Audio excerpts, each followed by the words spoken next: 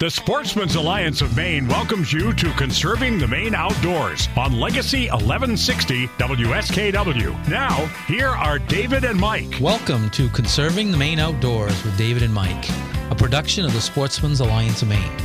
Good afternoon, Mike. It's a Thursday afternoon. It's a little cloudy outside, and we always start the show off with what did you do in the outdoors last week? I went out yesterday with my son and a couple of his friends. We went out on a hike down to the ocean, and they're in Cub Scouts. This is outdoors. This is perfect, actually. I forgot all about it.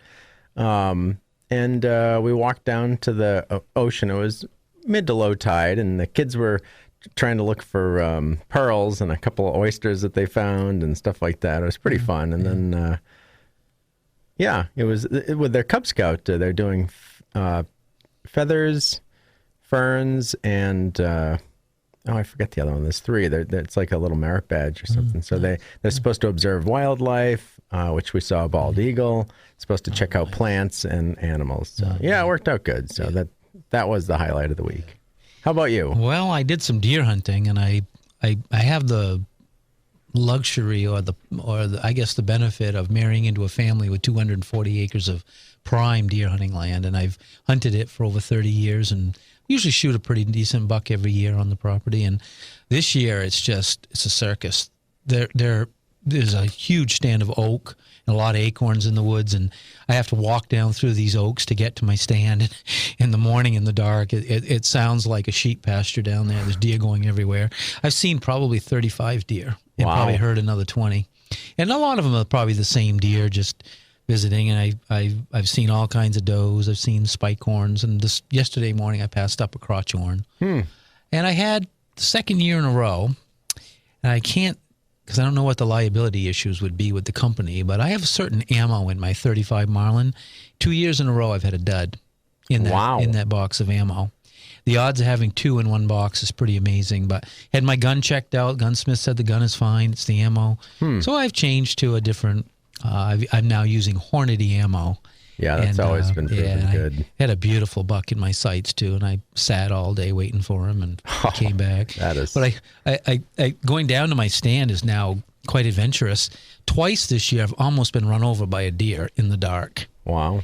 And both times I had to take 2 or 3 steps back, and then he just went whizzing by in the road in front of me.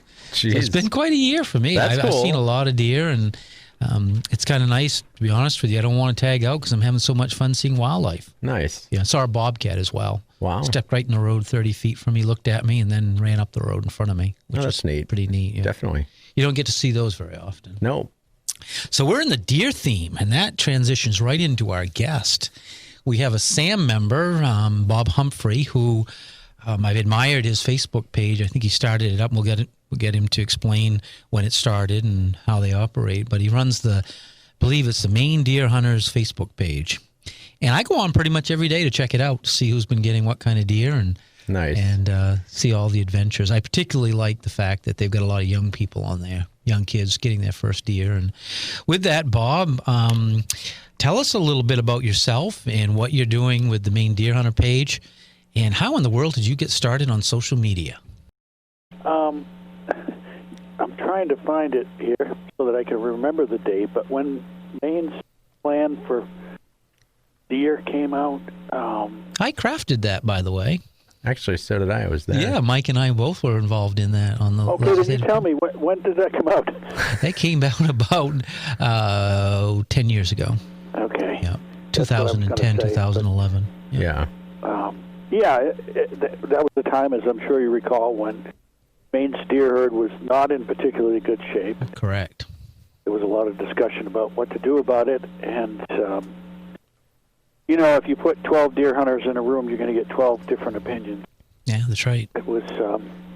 I thought it would be pie in the sky, maybe optimistic to think if we could get 1,200 or 12,000 deer hunters on the same page, maybe find some common ground that we could actually have a voice in the management of Maine deer. Well, before you go any further, let me tell you what's happened with that plan. Along with it, at the same time, Jerry Levine, who's our consulting biologist, He used to run the deer management program for Inland Fisheries and Wildlife, and he still has a lot of input into that program. He is also a consultant for us. He has been for a long time. As part of a deal, the Republicans took over. I was chairing the taxation committee at the time, and I was serving on Inland Fisheries and Wildlife. As a part of a deal to support a new LMF bond, Land for Maine's Future Bond, we included language that directed the state to prioritize the purchase of deer wintering areas. And out of that bond at the time, about 5,000 acres of deer yards have been purchased. That's coming up in this legislative cycle again, and we'll be resubmitting that same language so that we can buy deer yards. That is one area where, and I bring it up because you did, that we should all be in common agreement that cooperative agreements, they only work as long as people are cooperative. You really need to manage them long terms. That means owning them. So that's positive news that came out of that deer plan. Absolutely, that's great news. And if and when it does come up again, be sure to let us know on the Maine Deer Hunters page, because that would be a good opportunity. Well, I look forward to a much closer and better relationship between Sam and your group, because I just have admired you from a distance. I am a member of the group, and I just feel like there's a lot we could do to transition information from the legislature on deer to your folks that are on the site, and it could be helpful with us in the future. Absolutely. When you've got 43,000 members, all we have to do is let them know what's coming up and provide some information on how they can contact their legislators. Well, they could join Sam, too, because we always communicate with our members when all that stuff is going on. So it might be an opportunity there to do a little bit of communication work with some members. I'm sure some of your folks on the site are members as well.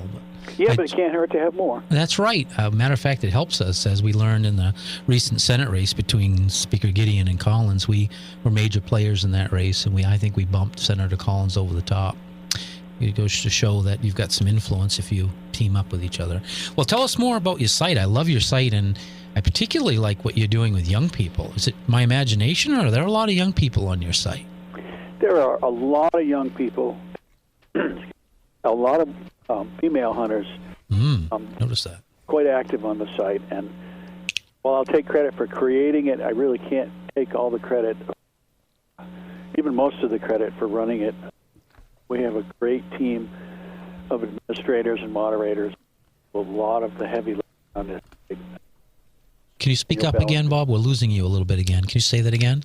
I have a fantastic team of moderators and administrators on the site who do a lot of the heavy lifting.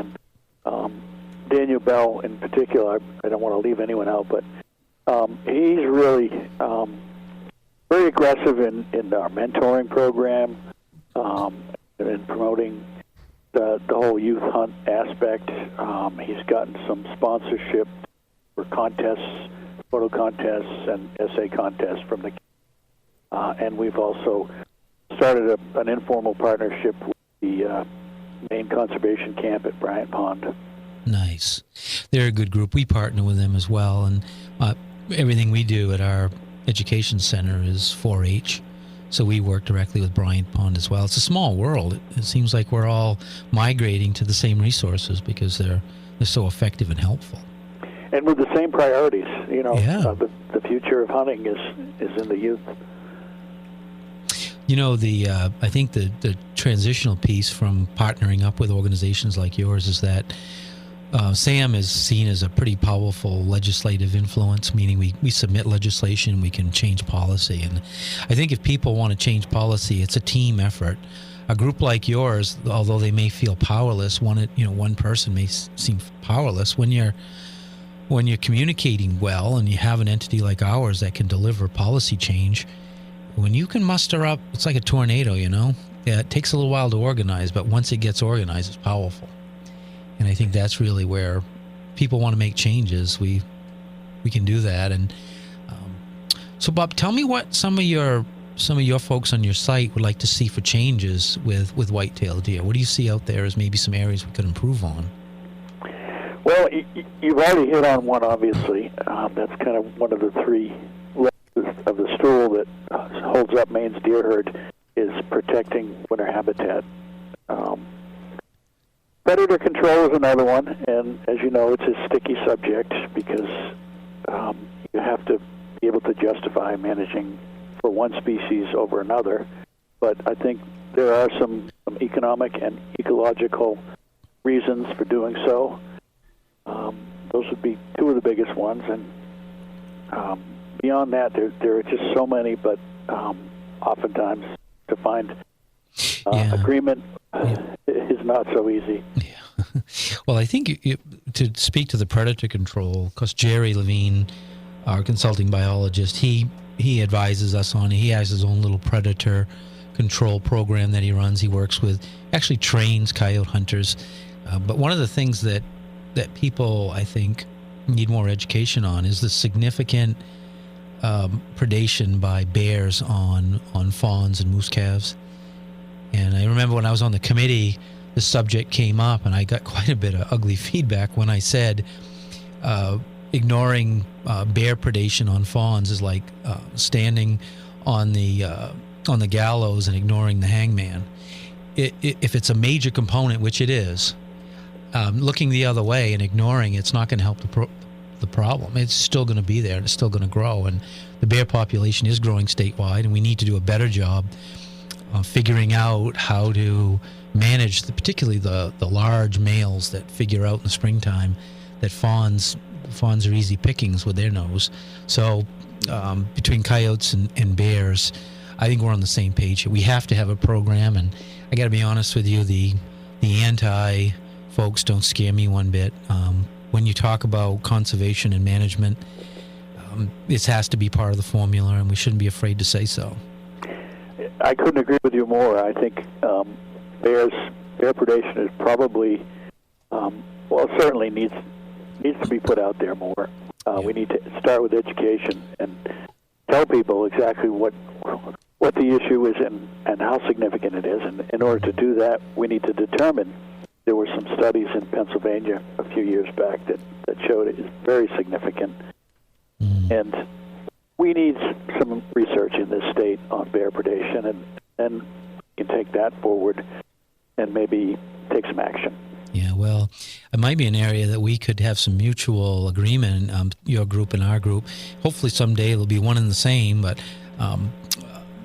what I would suggest is that we'll be talking with Jerry. We submit legislation, and we're in the process of putting our legislative agenda together. And so maybe a follow-up to that whitetail deer program. At the time, when I was writing that, Mike was involved in the committee. Ellie Espling, she was involved in it as well, is that we need, like you said, to follow up and to constantly be pushing the administration, the department in the direction of good research.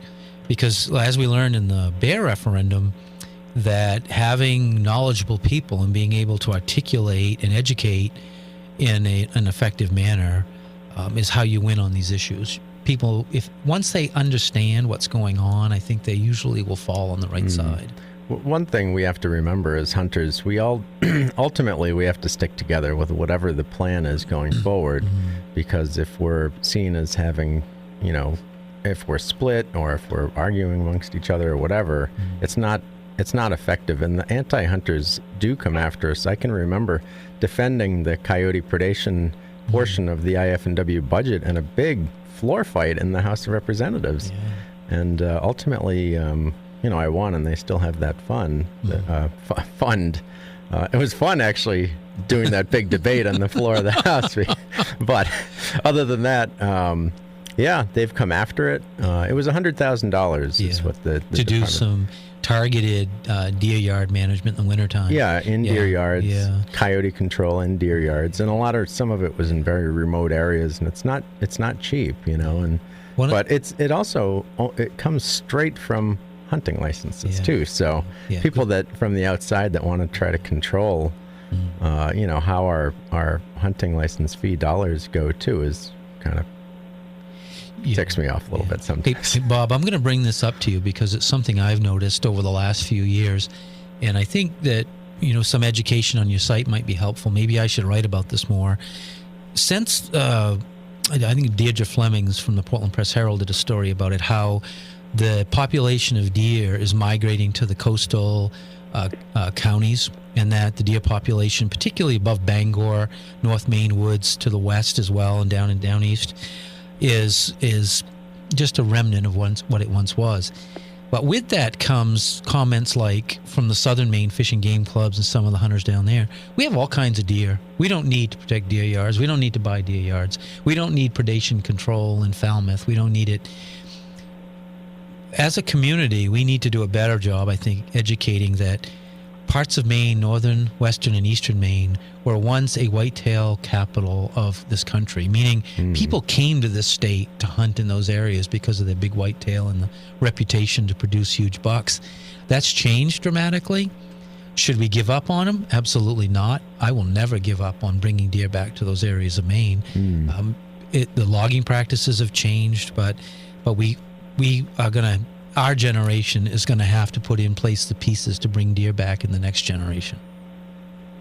Absolutely. We need to, let's forget about the two Maines. That those more remote areas, that deer hunting was a huge economic boost. And with the deer herd down, fewer out-of-state hunters are coming to Maine. Now those guys the guides and outfitters are depending largely on moose and bear, which is another reason why we need to keep our bear hunt strong. Yeah. But we depend on those dollars. Those are licensed dollars. That's money that supports smaller communities in more remote areas. So I agree with you. We're all in this together. Well, have a lot of deer, need to help the guys that don't. Yeah. Well, there's also a difference in the experience when some people have never been to northern Maine, what I consider to be the old Maine, where you'd go and you could hunt big bucks and there was a big forest. It's all changed now, but when you go up there, one of the things that I like, it's small, but it's one of the reasons I go there, is when I'm hunting, I can't hear a dog, I can't hear the road, I can't hear people, and when you're out there, you don't hear anything but wildlife, and you only hear nature. And that's one reason why, even though I don't shoot a deer up there anymore, or even have a chance to, I still like to go there because it's a different kind of experience. You're in the middle of something much bigger than you. It's like sitting on the ocean and looking out over the ocean. That's what it feels like to me when you're up there. The sporting camps that are up there are so fun. Bowling camps, these traditional, they've been around for 100 years. They some of them are definitely struggling at this point because of the loss of the deer hunt. Yeah. But a lot of them are doing well still, but so fun to go up there and stay at those places. Yeah. Well, Bob, I'm going to put you on the spot a little bit, and you don't have to answer my question here, but recently our board of directors established, and we don't have any openings on our board, but one of our things that our board did do was it allowed us to bring in what we call associate board members to help advise the full board on policy. I'm wondering if you might consider it, and we can talk later about considering an associate board position where you could help advise and work with people like Jerry and us to help figure out how we can enhance the white-tailed deer population. And I do that because, first of all, you're a member, but also I think you've got the same thought process we do when it comes to white-tailed deer. It's an incredible resource that needs protecting and it needs enhancing in particularly parts of the state. And I just think your knowledge and the people that you work with could really strengthen our efforts at the State House. And so just give that some thought, and if it's something you'd like to consider, we can talk at another time off the radio program. I'll cut to the chase and tell you absolutely I'd be happy to help out, and to whatever extent I can bring along the members of the Maine Deer Hunters Facebook page. Wonderful. Awesome. I look forward to following up with you and get you to submit a resume. We have to have an official process, but your knowledge and what you bring to the table is exactly what we're looking for, and maybe we can make a difference. And I know that as an upcoming bond, LMF bond, and some of the environmental groups that were getting a little full of themselves wanted to take the deer yard language out, and I think my exact words were over my dead body. And you need a 2/3. You need Republicans, and we have a lot of influence with Republicans and some Democrats. There's some in southern Maine that probably could care less about deer, that from both parties. But for our constituency that we work with at the State House, we've got some support. So that language will stay in there. or else. And I think we have the support of the governor as well to keep that language in there. And one of the things that you could help with is, I'm sure a lot of your members know exactly where the deer yards are in their community, and they're getting fewer and fewer. And just being able to identify them sometimes, then we can go out and seek some sort of protection on those deer wintering areas. Yeah, and it's been a while. I've been out of the game for a little while, but back when the state was still considering mandatory protection, I did a lot of deer yard mapping.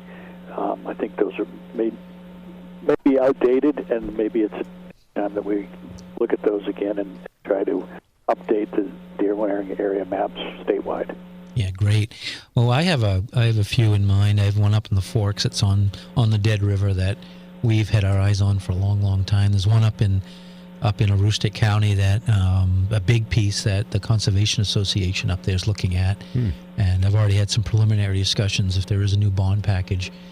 We need to go where they're needed the most first, and preserve what we can, and put together the yards that have been cut. You can put them back together. It's going to take time. Trees take a while to grow, and there's certain components to those deer yards that you need.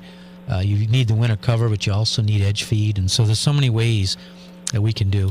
Now, you had one more. You had a third leg of your strategy that you employ. What's the third leg of your plan? Is it habitat, I suspect? It's management, and that's from both a habitat and a user aspect. When you say from the user aspect, can you explain a little bit more what you mean by that? Sure, I'm talking about hunters. The most effective management tool that any wildlife biologist has, and how we use hunters to responsibly harvest the resource. It's interesting you say that. There is another component that and I'll get to the point you just made in a second, and that is access. And I think that is an important fourth leg of this table or stool or whatever you want to call it. That there's some abuses going out there, and as a landowner ourselves at SAM, we've had 3 episodes of abuse of our property. 2 with a 4-wheeler. One of them was very significant damage to a stream. And then the third one was just recently. We had a 2-seater tree stand on our property that we use for education, and we occasionally would use it for hunting, but mostly so that people could see wildlife in its natural state. Was stolen, a brand new stand.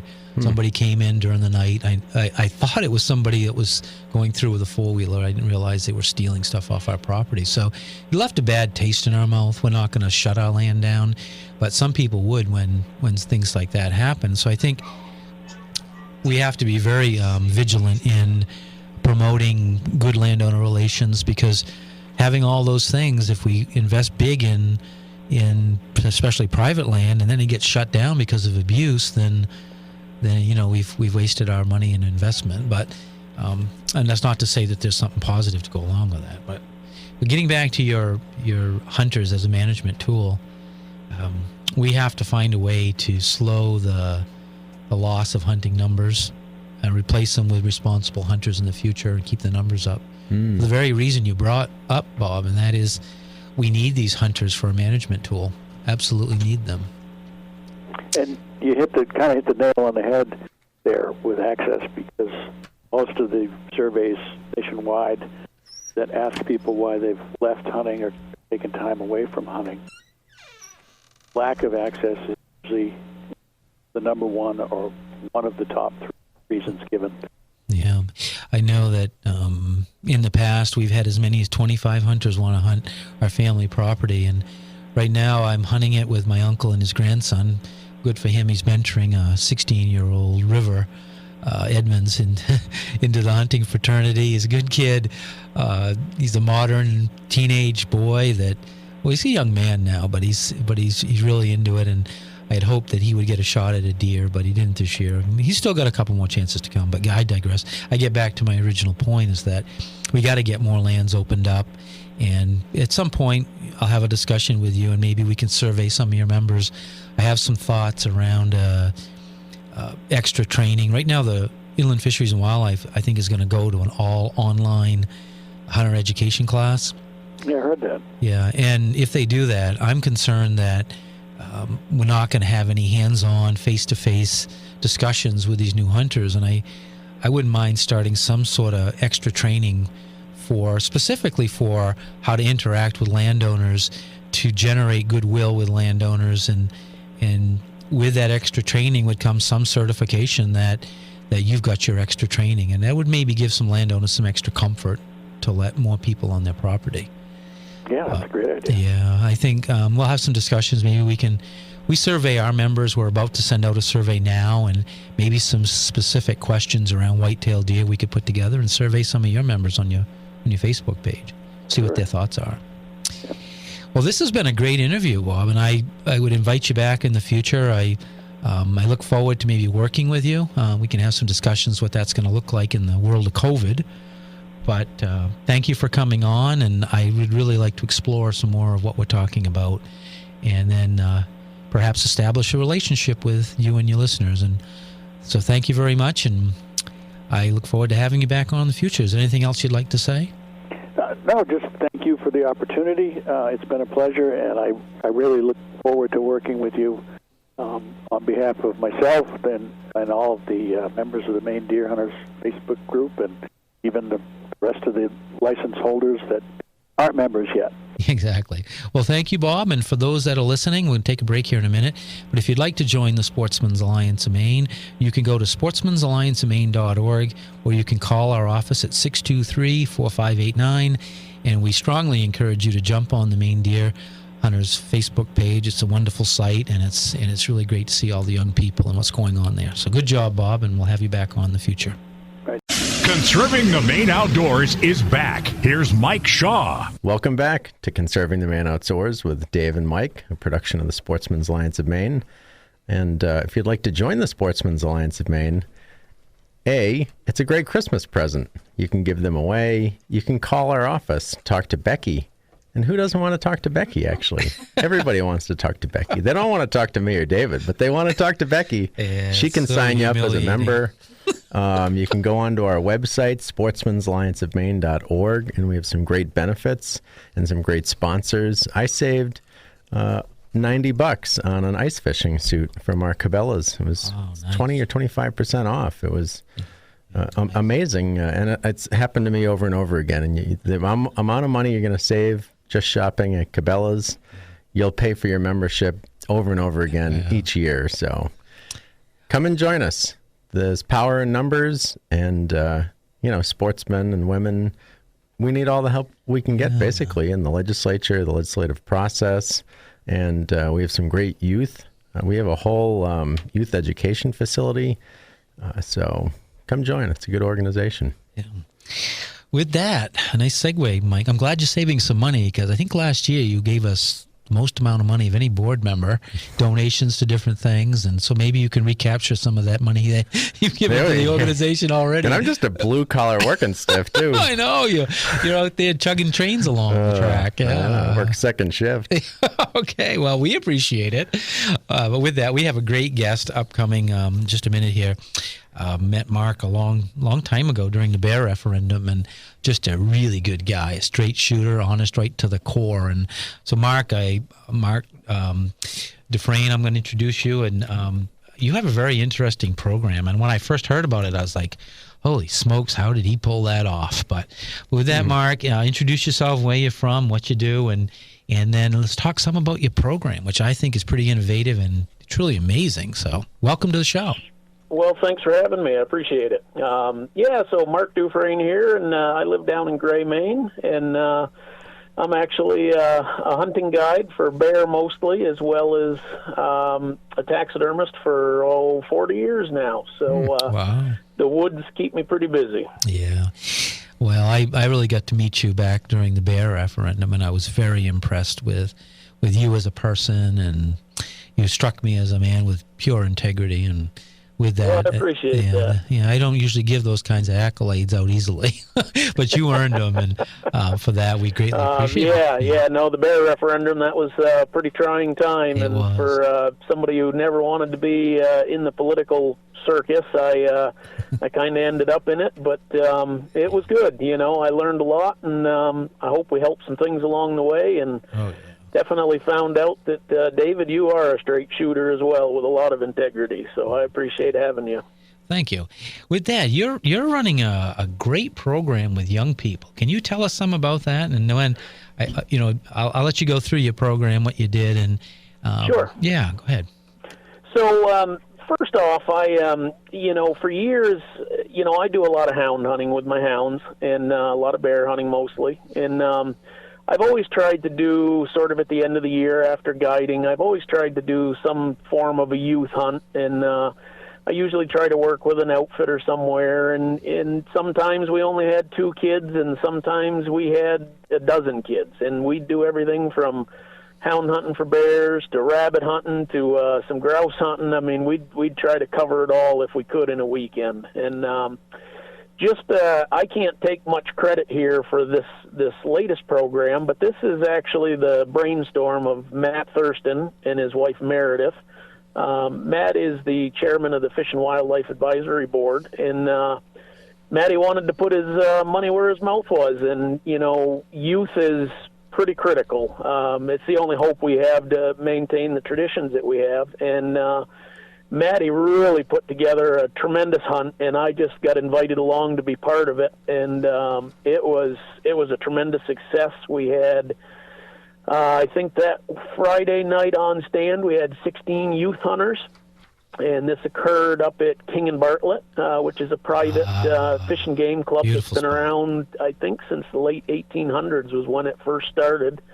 It's been a private organization, and Matty and his father, Fred, have run it for years, and he just wanted to try to do something to help out the outdoors and youth, getting youth involved in Maine, and he really put together a tremendous effort and a great program.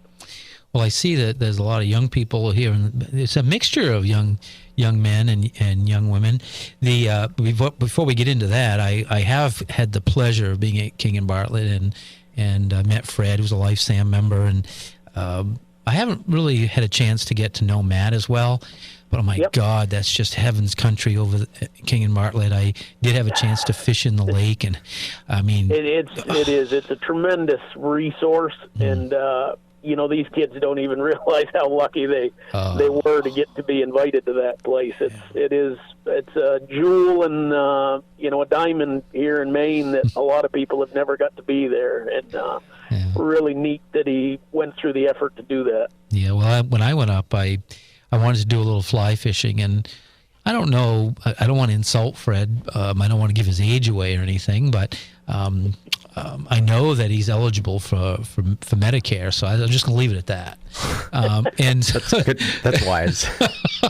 he's a great guy, but just don't tick him off. He's just like a typical Maine personality that they'll do anything for you, but just don't abuse him. And so we struck out, and he had a canoe on his truck, and I wanted to, like I said, go do a little fly fishing. And so when we stopped, I went over to help him with the canoe. And before I could even blink an eye, he had that canoe off there. He lugged it all the way down to the edge of the stream that we were going to go into. And I never even had a chance to help him. I'm like, holy cow, Fred.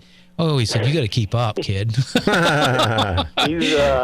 Fred is a hard-going, hard-driving guy. And like you said, a typical old-school Mainer, give you the shirt off his back, but you definitely had to respect him, and he would do anything for you if you did. Yeah. Well, King and the sheriff here, John, just reminded me to let our listeners know where King and Bartlett is if they're not familiar with that. It's up above Rangeley, up near the Eustis area. Yeah. If I'm incorrect.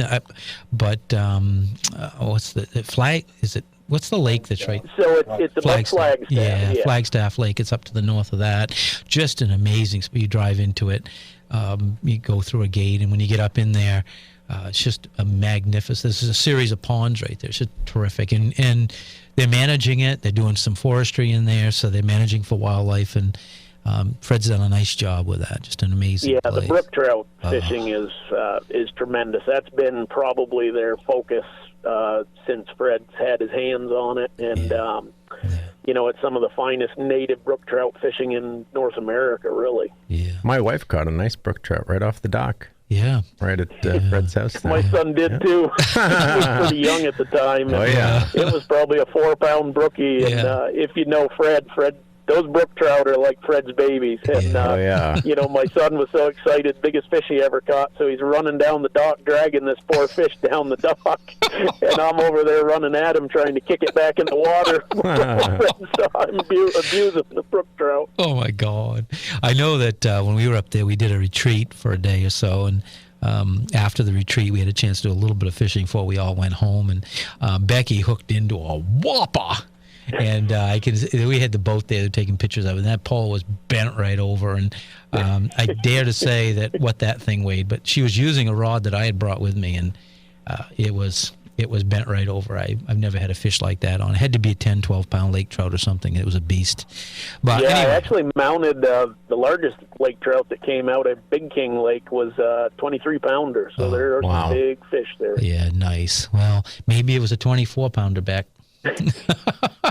With that, let's get back to your program because it's very innovative, and I really wanted to find out. You took these young people on a bear hunt. Tell us more about what happened. Yeah, so what we did is basically it was sort of scheduled for a Friday and a Saturday, and a lot of people actually got there a little bit early because some folks actually came from far away. They were friends of Maddie's that had hunted with them, and they brought their kids along. And so a few people set Thursday night, and actually Maddie's wife Meredith was the first to strike. She shot her first big game animal with a bow and arrow, harvested a nice 205-pound black bear, young boar. And we had probably 7 or 8 kids on stand that night, and nobody else harvested anything. But Friday night was sort of the first real set, and Matty actually he did a great job organizing that, and as well as Meredith. They had some wardens come in. We did a little presentation for the kids after lunch, kind of got everybody ready, and we talked about conservation in Maine and bear hunting, the importance of bear hunting, and just touched on a lot of stuff. Kind of gave the kids a breakdown on what we hoped they would do and what they could expect, and then we loaded everybody up, and we had a bunch of parents helping. There was a lot of help, and I can't even mention all the names, but a tremendous number of parents helped out in this. I was really just I was along. I brought one of my old bear dogs in case we had to trail a wounded bear, and I was kind of the skinning and meat cutting specialist.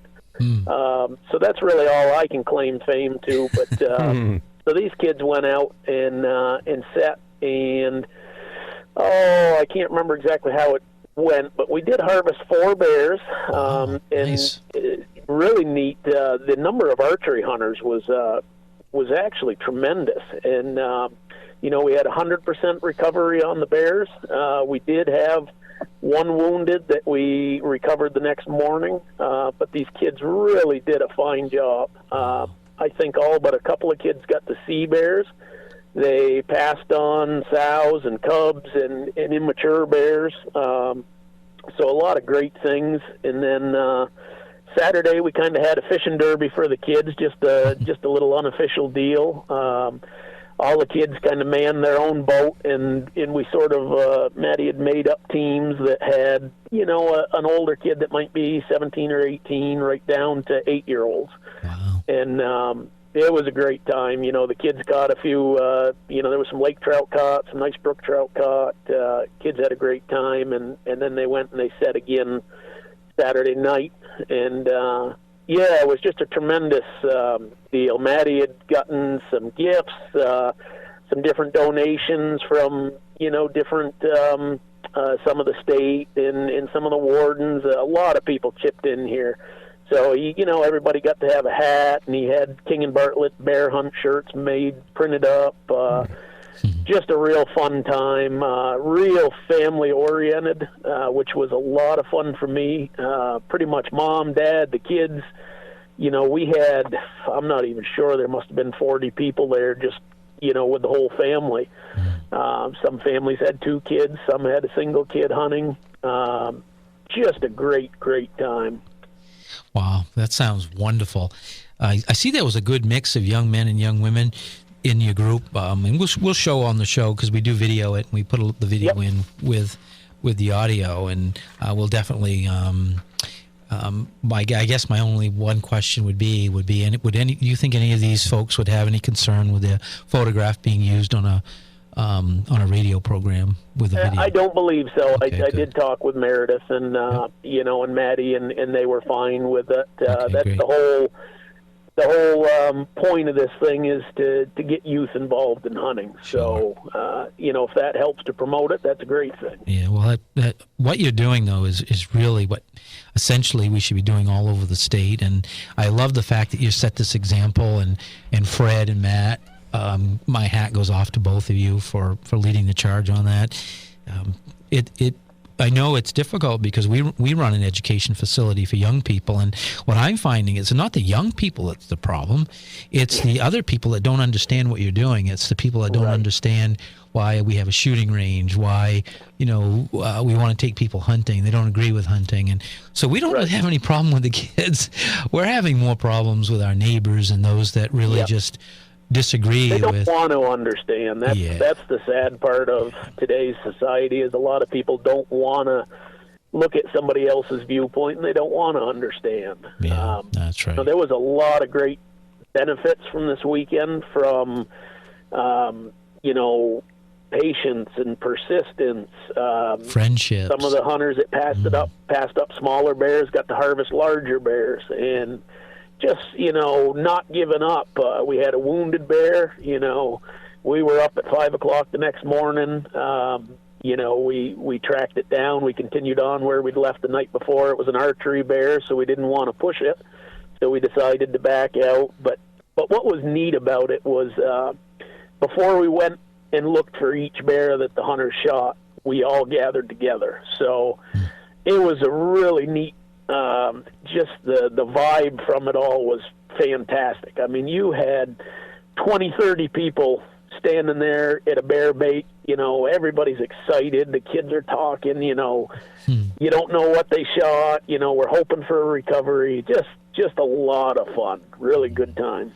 Wow, it sounds like a good time. They did it in a great place. You talk about, Maine's outdoor heritage. This is it, really. Oh, it is. I mean, Absolutely. It's not some, not to pick on out-of-staters, but it's not some out-of-stater standing on a rock looking at a lighthouse. Yeah, exactly. It's about Mainers going out, enjoying the outdoors, hunting, fishing, doing whatever it is that they like to do outside. Well, you're building bonds with people that you'll have friendships for a lifetime. Exactly. Well, and this was something that I wanted to touch on, too, that I thought was really neat is, here we were coming out of these COVID times, a lot of uncertainty, a lot of unknown, especially for the kids.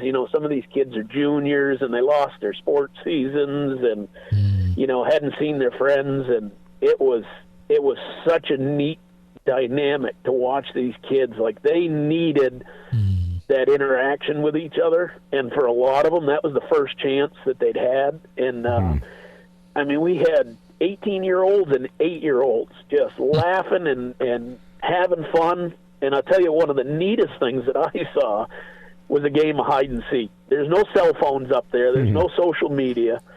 There's none of that.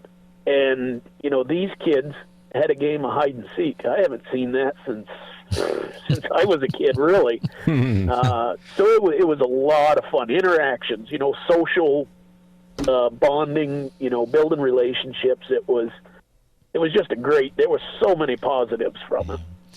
Well, it gives me hope on our future, Mark. I don't know, but I will say that I knew I was going to come across your path again.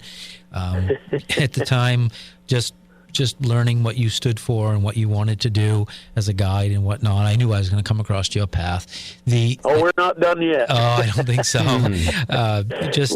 We'll be together doing some more things in the future. For sure. I just love where you're going with this, and I hope that your example, other people will pick up on it. But one of the things about leadership that I've learned is that you can't wait for other people to do it.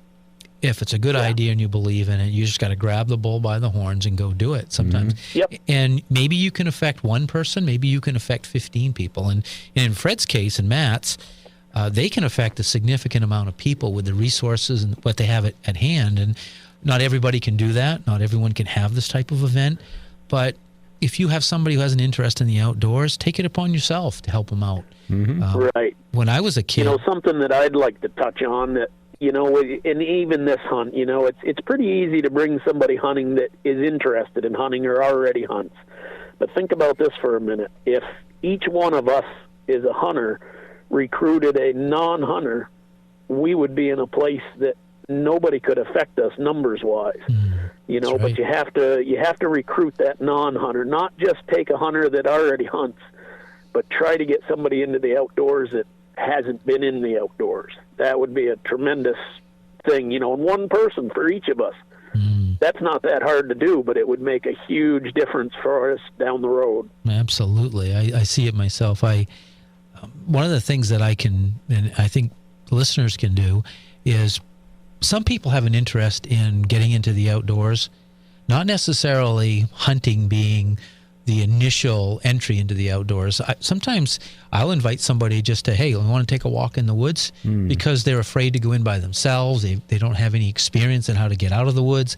So just what I find is it's like dominoes. Once you get past the first domino, you get them into the woods, they start getting curious. They've never fired a firearm. Next thing you know, they want to fire a fire, whatever. You start small, you work them up. And before you know it, they're like, hey, I'd like to try hunting, or I'd like to try fishing. And that's really how you build your future. And it's what families used to do. And some families still, but the families have changed since we were kids. And, absolutely. And now it takes a little extra effort, and it takes leadership. And there is a lot to you, Mark. There is a lot of crossover interests from different groups too. Out, in the outdoors, the birding community. We've partnered with the Autobahn on various issues in front of the legislature. So just to get people involved, and like David said, it could be a stepping stone. They'll go. I'll share this quick story with you. We were holding an event for autistic and Asperger high-functioning students at our facility, and we got there, and one of the kids asked me, what is that thing over there? And I said, well, that's a shooting range. We use that to train archery, air gun, and .22. And almost every kid to the child said, I want to try. And the instructors immediately tamped them down and said, no, we're not here to shoot anything. We're not here to shoot guns. So they tamped the kids down. The interest is there with the young people, but it's being tamped down by the adults who are afraid because they don't understand. Right. Getting the adults to open their minds to, let these kids kind of experience stuff for themselves is probably the biggest hurdle that we have to overcome. Yeah.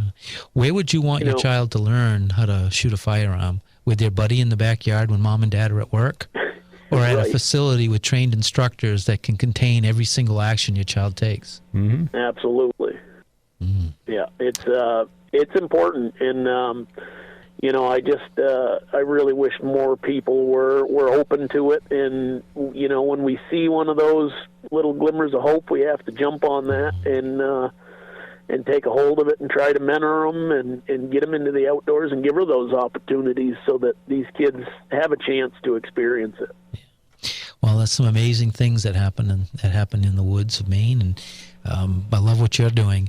Not to change the subject, but how's your season going other than the bear season? How are things going with you? It was a good bear season for guiding. It was quick, fast, and in a hurry without a lot of natural feed. Bears went in early up north, but so we got through bear season. It ended up a great season, and the taxidermy season right now is just crazy. I mean, they're killing big bucks. I've got giants coming through my door here every day, and 230, 40, 50 pounders, and 20. I had a 24-inch spread 10-pointer come in just a few minutes ago. Tremendous bucks. Wow. Some nice moose shot in the second season. Some real nice skull and antler sized bulls. So it's been good. Yeah. We just had Bob Humphrey from the Maine Deer Hunters Facebook page on the radio prior to you, and I've been going on their site, and there's just been young people have been shooting. Oh, a lot of youth, yeah. Big deer.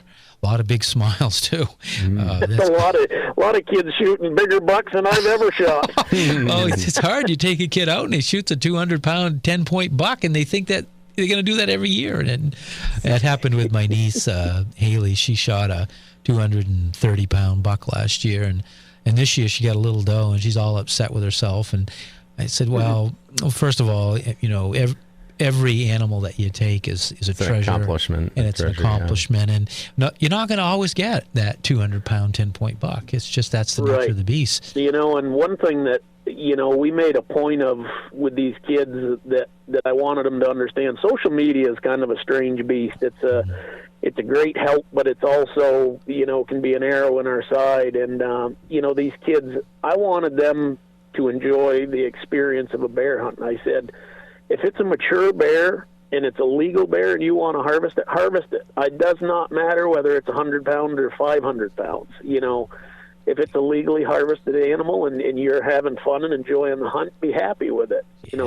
Just what you said. Too many times, there's kids out there that are afraid to shoot a small buck because, so-and-so said I shouldn't shoot a spike horn, or, let's kind of get back to our roots a little bit and enjoy the hunt itself and the quality of the experience. Yeah. Well, we've only got a little bit of time left here. I to that point, every hunter's different. Anytime I ever take a young person, what I tell them is the decisions you make when you see an animal are yours. Do it ethically. If you don't want to shoot, don't shoot. Nobody will ever shame you for that. If you want to shoot, just bucks. And that every person is different, and we just honor that and respect it, and we'll all be fine. With that, absolutely. Mark, I really wanted to thank you for coming on. Just really, when Becky pointed out what you had done, I hadn't seen it myself. I wanted to have you on just to highlight, because I think what you're doing is so important, and pass that along to Fred and Matt, how much we appreciate what they're doing, and really wanted to thank you and wish you luck. Is there anything else you'd like to say before we wrap the show up? Nope, just keep the kids in the woods. Okay. Get them off the computers and get them off the phones and get them out in the woods. Yeah, out there actually living. Definitely. With that, Mark, thank you so much for coming on, and hope to see you in the near future. Thanks for having me. Okay, great. Take care. Yeah.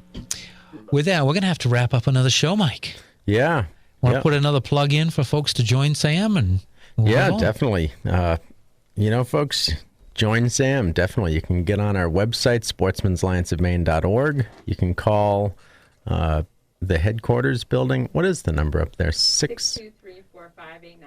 623-4589. It's easy to join, and we'd love to have you. With that, thank you for listening to this week's show, Conserving the Maine Outdoors, and hope to hear from you or see or listen to us next week.